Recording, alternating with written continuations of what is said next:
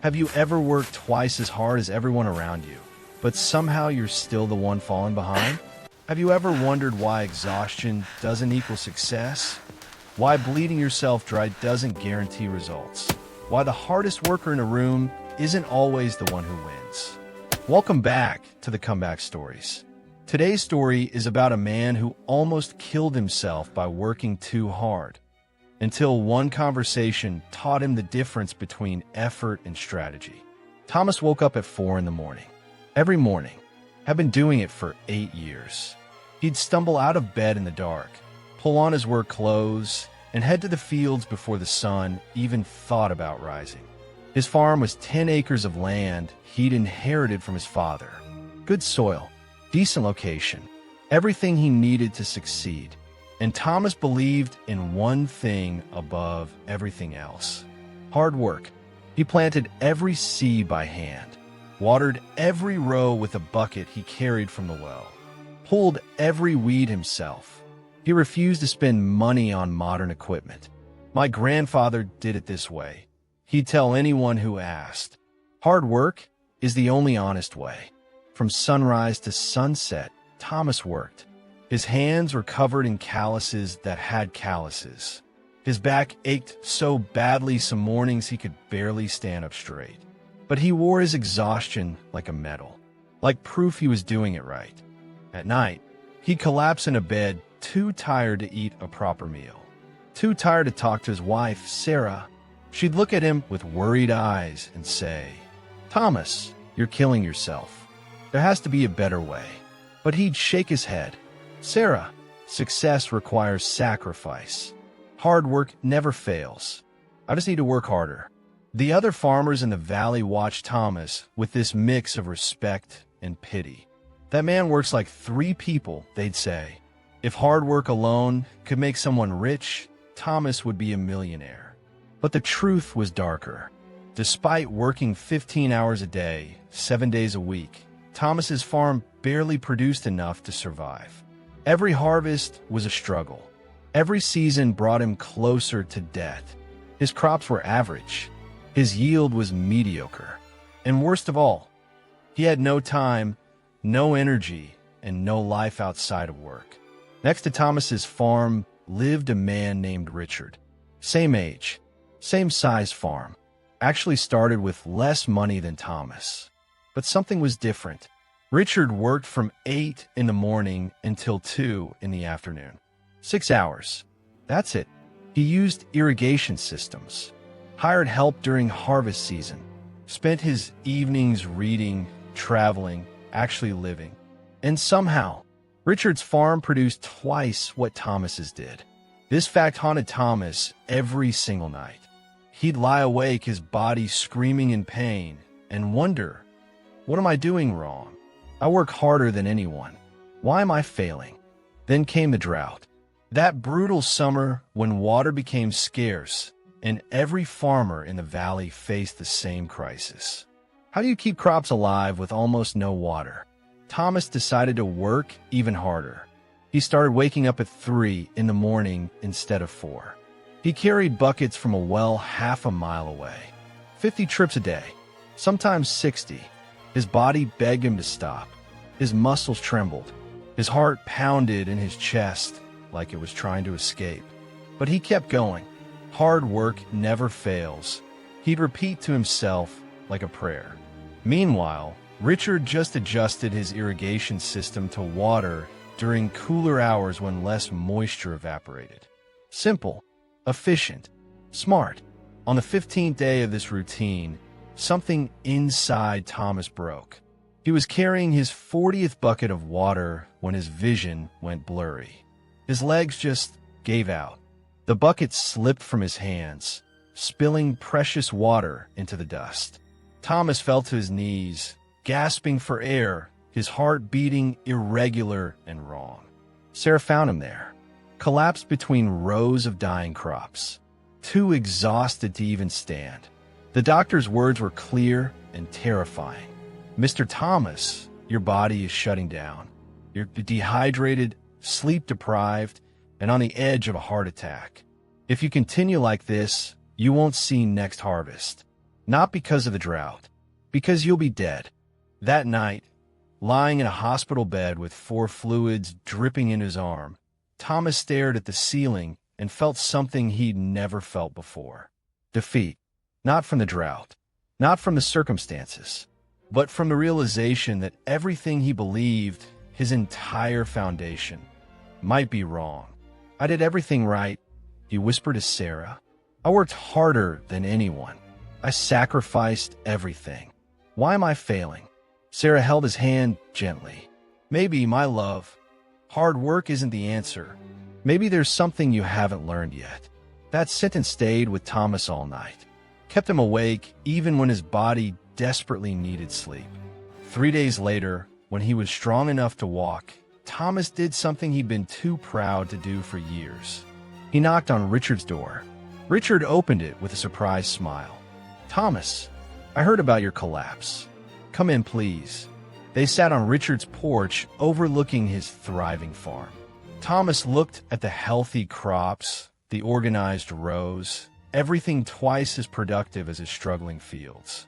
He felt envy, curiosity, and for the first time in his life, humility. Richard, Thomas began, his voice quiet. I need to understand. I work twice your hours. I pour everything into my farm. But you work half the time and produce double the results. How? Richard was quiet for a moment. Then he stood up. Come, let me show you something. They walked to Richard's tool shed. Richard picked up 2 axes, one old and dull, one sharp and gleaming. Thomas, imagine 2 men competing to chop down trees. The first man swings his axe for 12 hours straight, never stopping, never resting. He believes more effort means more trees. Richard handed Thomas the dull axe and pointed to a thick log. Try it. Thomas swung. The axe bounced off, barely making a dent. He swung again and again. After 10 swings, he was breathing hard and the log had a shallow cut. Richard took the sharp axe and swung once. It bit deep into the wood. 3 more swings and the log split in 2. The second man, Richard, continued, works for 10 hours. But every hour, he stops for 10 minutes to sharpen his axe. His competitor mocks him. You're wasting time, keep swinging. But by the end of the day, the second man has cut down twice as many trees. Richard looked Thomas in the eyes. You're the first man, my friend. You've been swinging a dull axe for years, wondering why your hands are bleeding, but the tree isn't falling. They walked through Richard's farm. Richard explained 3 things.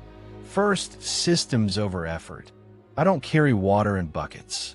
I installed a drip irrigation system that delivers water directly to roots with 0 waste. It costs money up front, but now it works automatically while I sleep. You spend 6 hours hauling water. My system does the same job in 10 minutes. Second, focus over hustle. I grow only 2 crops that thrive in our soil. You grow 5 different crops, spreading your attention thin. I master 2 things. You struggle with 5. I produce excellence. You produce mediocrity. Third, rest is part of the strategy. My brain is fresh every day because I sleep 8 hours, exercise, and take breaks. I make better decisions. I spot problems early. I innovate. You're so exhausted you can't think straight. You make mistakes that cost more time to fix. Richard placed a hand on Thomas's shoulder. Thomas, you're not failing because you don't work hard enough. You're failing because you only know how to work hard. There's a difference between motion and progress, between being busy and being effective. He pointed to the fields. Hard work is the foundation. I respect that, but hard work without strategy is just suffering. It's time to sharpen your axe. Thomas returned home that evening with a mind full of questions and a heart full of something new. Hope. For the first time in years, he didn't immediately rush to his fields. Instead, he sat down with Sarah and a notebook. Teach me to think differently, he said. The next morning, Thomas did something radical. He worked for 4 hours, then stopped. He used that time to research irrigation systems, visit the agricultural office, talk to suppliers, make a plan.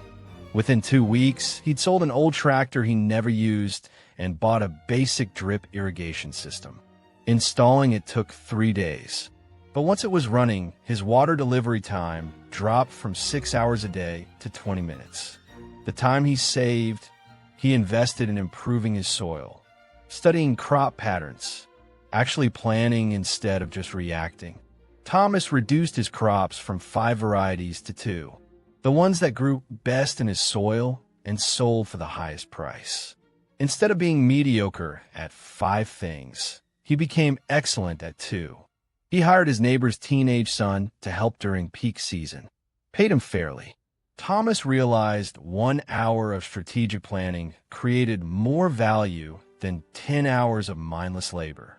But the most profound change wasn't in his farm. It was in his life.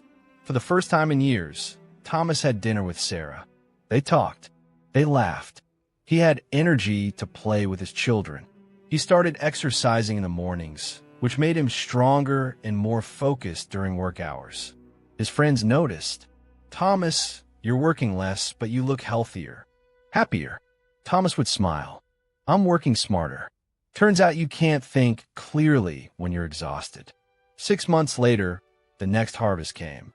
Thomas's fields, now efficiently irrigated and properly managed, produced 40% more than his previous best year. Not because he worked harder, but because every hour of work was strategic, focused, and effective. He worked 7 hours a day instead of 15, but those 7 hours produced more than his 15 ever did. Richard came over one evening and walked through Thomas's transformed farm. He nodded with approval. "You learned the lesson, my friend. Now you're not just a hard worker, you're a smart worker." Thomas clasped Richard's hand. "Thank you for showing me there's more than one way to build something great." Thomas's story isn't just about farming. It's about every person who believes that suffering equals success. That if you're not exhausted, you're not trying hard enough. Here's the truth our culture doesn't tell you. Hard work is necessary, but it's not sufficient. The most successful people in the world don't work the most hours. They work the smartest hours. Remember 3 things. First, before you work harder, ask if there's a system that could work smarter. Don't carry water in buckets if you can build a pipeline. Don't manually do what technology can automate. Don't brute force what strategy can solve. Second, focus beats hustle. Stop trying to do everything. Choose 2 or 3 things that create the most value and become excellent at those. Mastery in a few areas beats mediocrity in many. Third, rest is not the opposite of productivity. It's part of it. A tired mind makes expensive mistakes. A rested mind sees opportunities. You cannot think strategically when you're running on fumes. Here's your challenge. Look at your work this week. Find the one task you spend the most time on. Ask yourself, is there a smarter way to do this? A system I could build? A tool I could use? A person I could delegate to? Then take one afternoon, just one, to implement a smarter system instead of just working harder. Because here's what Thomas learned and what you need to know. You're not a machine designed to run until it breaks. You are a human with a brilliant mind capable of creating leverage. Stop swinging the dull axe. It's time to sharpen it. You don't need to work yourself to death to prove your worth. You need to work smart enough to actually live the life you're building. Strategy beats exhaustion. Every single time. Your best work happens when your mind is sharp, not when your body is broken. If this story hit home, if you've been grinding yourself into the ground, subscribe to the Comeback Stories for more lessons that will change how you think about success.